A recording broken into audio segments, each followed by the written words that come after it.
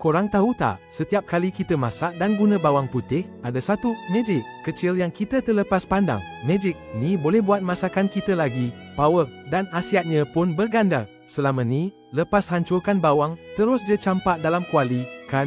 Sebenarnya, ada rahsia di sebalik tindakan mudah tu. Rahsianya, dalam bawang putih segar, ada dua bahan utama, arlin dan arlinase. Mereka ni ibarat kawan baik yang terpisah. Selagi bawang tu tak diusik, mereka duduk berasingan.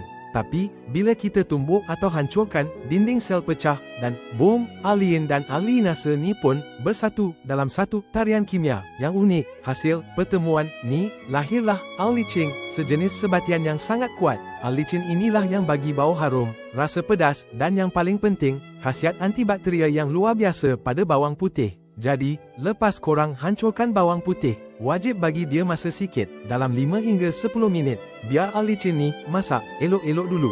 Barulah bawang putih korang tu betul-betul on point. Cubalah, confirm korang akan rasa bezanya.